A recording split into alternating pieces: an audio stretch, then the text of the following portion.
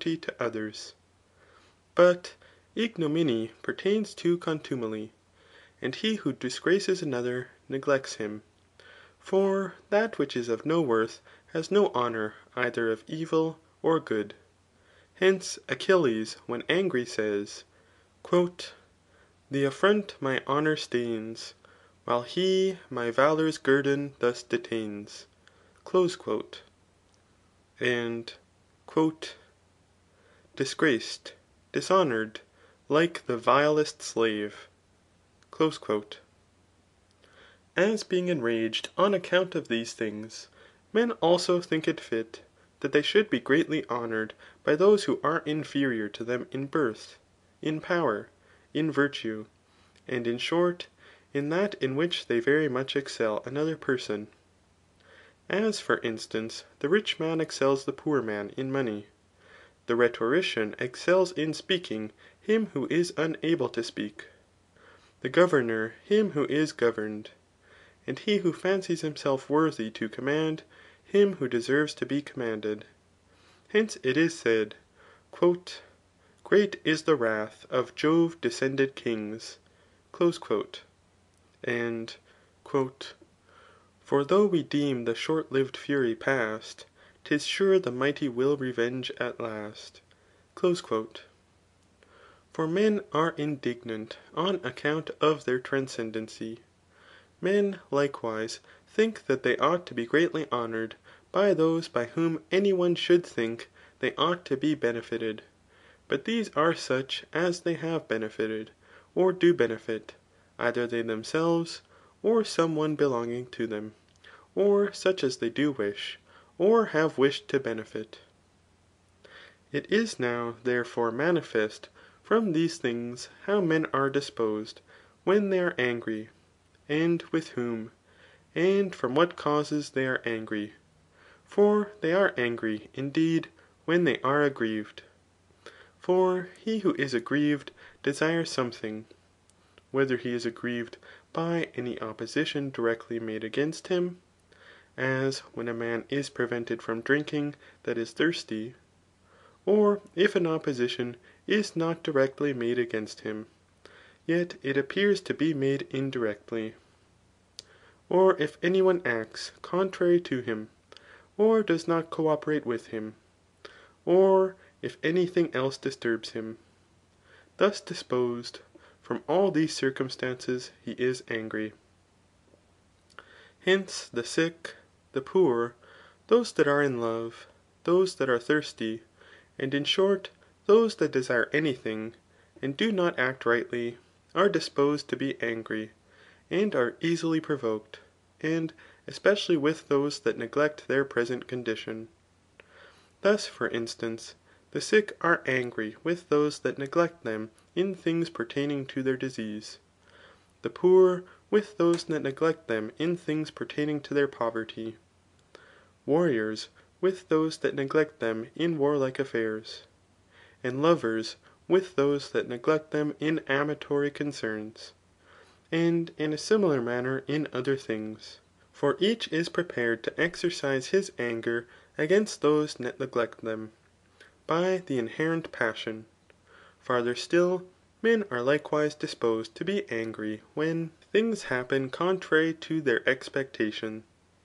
For that which is very much contrary to opinion is more grievous, just as what is very much contrary to opinion produces delight, if that which is wished for is accomplished.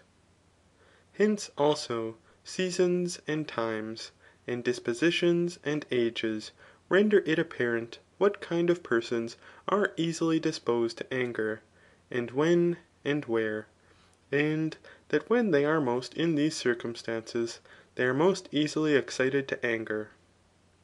Men likewise are angry with those that laugh at, deride, and mock them, for by so acting they insult them.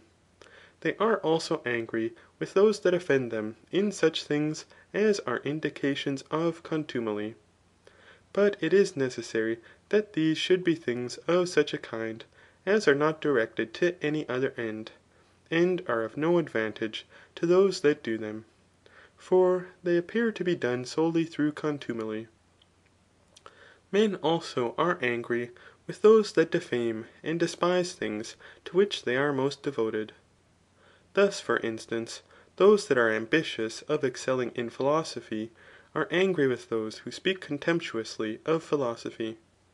Those who pay great attention to the form and beauty of the body, are angry with those that despise it. And in a similar manner in other things. This also is much more the case, if they suspect that they either do not at all possess these things, or do not firmly possess them, or do not appear to do so. But when they fancy they very much excel in those things for which they are reviled, they pay no attention to the scoffs of others. Men are likewise angry with their friends, more than with those that are not their friends. For they think it is more proper that they should be benefited by them than not. They are also angry with those who have been accustomed to honour, or pay attention to them, if they no longer associate with them as formerly. For they fancy that by so acting they are despised by them.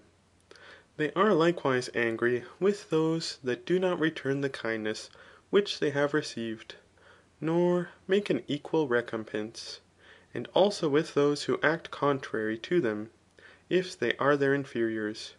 For all such things appear to be attended with contempt, the one indeed as of inferiors, but the other as by inferiors. They are also angry in a greater degree, if they are despised by men of no account.